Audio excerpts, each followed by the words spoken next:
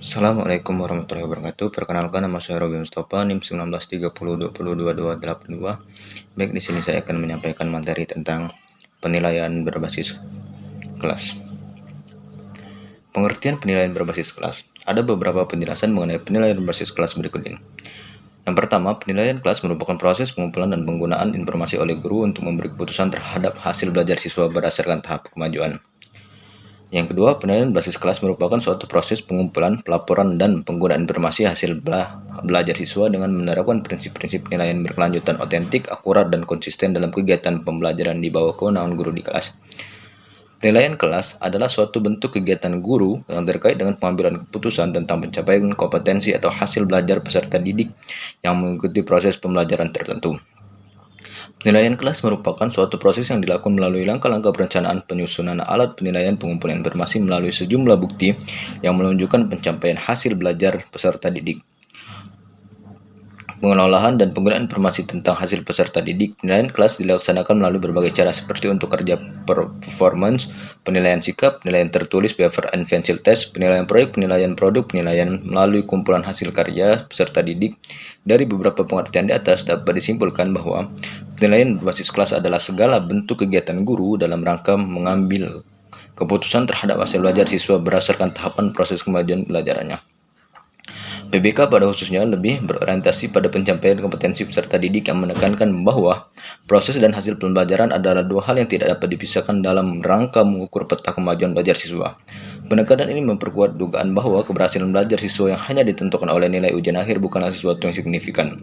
Penilaian berbasis kelas pada KTSP mempunyai kekhasan sebagai berikut: mengoptimalkan kompetensi siswa, menerapkan macam penilaian kompetensi dan indikator menjadi acuan, serta berusaha memberikan profil kemampuan siswa secara lengkap.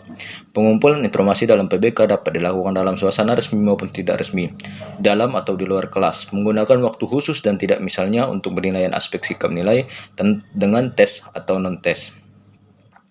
Baik, yang selanjutnya adalah tujuan, manfaat dan fungsi pembelajaran berbasis kelas. Tujuan dari penilaian adalah untuk mengukur seberapa jauh tingkat keberhasilan proses belajar mengajar yang telah dilaksanakan, dikembangkan, dan ditanamkan di sekolah. Selanjutnya adalah fungsinya adalah memberikan informasi sejauh mana seorang peserta didik telah menguasai suatu kompetensi. Mengevaluasi hasil belajar peserta didik dalam rangka membantu peserta didik memahami dirinya, membuat keputusan tentang langkah berikutnya. Adapun manfaat penilaian berbasis kelas adalah memberikan umpan balik bagi peserta didik agar mengetahui kekuatan dan kelemahannya dalam proses pencapaian, memantau kemajuan dan mendiagnosis kesulitan belajar yang dialami peserta didik. Sebagai umpan balik lagi bagi guru dalam memperbaiki metode pendekatan kegiatan dan menjadi masukan bagi guru guna merancang kegiatan belajar. Selanjutnya, memberikan informasi kepada orang tua dan komite sekolah tentang aktivitas pendidikan. Memberikan umpan balik bagi pengambil kebijakan Diknas daerah dalam mempertimbangkan. Mungkin ini saja, sekian, terima kasih. Bismillahirrahmanirrahim. Assalamualaikum warahmatullahi wabarakatuh. Perkenalkan, nama saya Izak Rabin, NIM 1930202270. Di sini saya akan melanjutkan penjelasan materi dari saudara Robi, yaitu teknik penilaian atau penilaian berbasis kelas. Sebagai bagian dari kurikulum berbasis kompetensi pelaksanaan penilaian berbasis kelas, sangat dipengaruhi oleh berbagai faktor dan komponen yang ada di dalamnya. Namun demikian, guru mempunyai posisi sentral dalam menentukan keberhasilan dan kegagalan kegiatan penilaian. Untuk itu, dalam pelaksanaan penilaian harus memperhatikan prinsip-prinsip sebagai berikut. A. Validitas. Validitas berarti menilai apa yang seharusnya dinilai dengan menggunakan alat yang sesuai untuk mengukur kompetensi.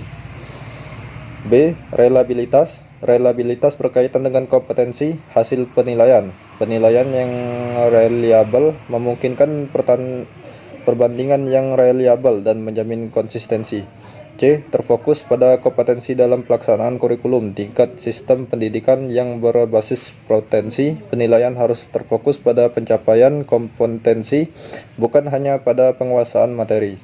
D. Keseluruhan atau komprehensif.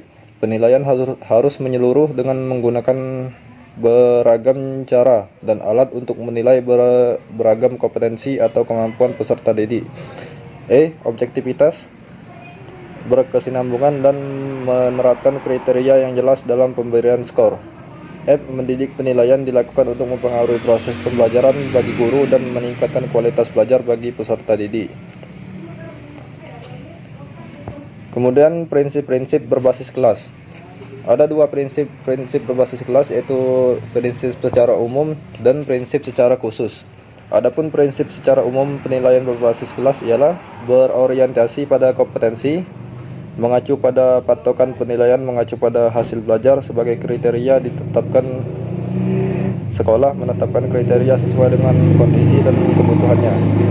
Ketuntasan belajar, pencapaian hasil belajar ditetapkan dengan ukuran atau tingkat pencapaian kompetensi yang memadai. Menggunakan berbagai cara, pengumpulan informasi menggunakan sebagai cara untuk memantau kemajuan dan hasil belajar peserta didik. Valid, adil, terbuka, dan berkesinambungan. Adapun prinsip-prinsip secara umum penilaian berbasis kelas, yaitu jenis penilaian yang digunakan harus memberikan kesempatan terbaik kepada siswa untuk menunjukkan apa yang mereka ketahui dan pahami. Pelaksanaan penilaian berbasis kelas hendaknya dalam suasana yang bersahabat dan tidak mengancam. Semua siswa memperoleh kesempatan dan perlakuan yang sama dalam mengikuti pembelajaran selama proses pembelajaran dan penilaian. Siswa memahami secara jelas apa yang dimaksud dengan penilaian. Kriteria untuk membuat keputusan atau hasil penilaian hendaknya disepakati dengan orang tua atau wali. Setiap guru harus mampu melaksanakan prosedur penilaian dan pencatatan secara tepat. Prosedur penilaian harus dapat diterima dan dipahami secara jelas oleh guru. Prosedur penilaian dan catatan harian hasil belajar siswa hendaknya mudah dilaksanakan. Catatan harian harus mudah dibuat, mudah dipahami, dan bermanfaat untuk perencanaan pembelajaran. Informasi yang diperoleh untuk menilai semua pencapaian belajar siswa dengan berbagai cara harus digunakan sebagaimana mestinya. Penilaian pencapaian hasil belajar yang bersifat positif dan pembelajaran selanjutnya perlu direncanakan oleh guru dan siswa. Klasifikasi dan kesulitan belajar harus ditentukan sehingga siswa mendapatkan bimbingan dan bantuan belajar yang sewajarnya. Hasil penilaian hendaknya menunjukkan kemajuan dan keberlanjutan pencapaian hasil belajar siswa. Penilaian semua aspek yang berkaitan dengan pembelajaran, misalnya efektivitas pembelajaran dan kurikulum, perlu dilaksanakan. Peningkatan keahlian guru sebagai konsekuensi dari diskusi pengalaman dan membandingkan metode dan hasil penilaian perlu dipertimbangkan. Dan pelaporan penampilan siswa kepada orang tua atau wali dan atasannya dan instansi yang lain terkait seharusnya dilaksanakan. Mungkin itu saja penjelasan dari saya. Saya ucapkan wassalamualaikum warahmatullahi wabarakatuh. Oke, bismillahirrahmanirrahim. Assalamualaikum warahmatullahi wabarakatuh. Saya Ina Dwi Tiamidah, NIM 1930202296. Oke, di sini saya akan melanjutkan penjelasan dari teman saya, yaitu ruang lingkup dari penilaian berbasis kelas. Oke, ruang lingkup dari penilaian berbasis kelas ini memiliki 3 ranah. Yang pertama, ranah kognitif, kemudian ranah afektif, dan yang terakhir ranah psikomotor. Oke, ranah kognitif adalah ranah yang mencakup kegiatan mental. Nah, menurut Bloom dari Sudijono, segala upaya menyangkut aktivitas otak adalah termasuk ke dalam ranah kognitif. Di dalam ranah kognitif terdapat 6 jenjang proses berpikir, mulai dari jenjang terendah sampai jenjang yang paling tinggi. Yang pertama ialah pengetahuan, kemudian yang kedua pemahaman, yang ketiga penerapan, yang keempat analisis, yang kelima sintesis, dan yang keenam penilaian atau penghargaan. Oke, selanjutnya ranah afektif. Ranah afektif ini berkaitan dengan sikap dan nilai. Beberapa pakar menyatakan bahwa sikap seseorang dapat diramalkan perubahannya bila seseorang telah memiliki penguasaan kognitif tingkat tinggi.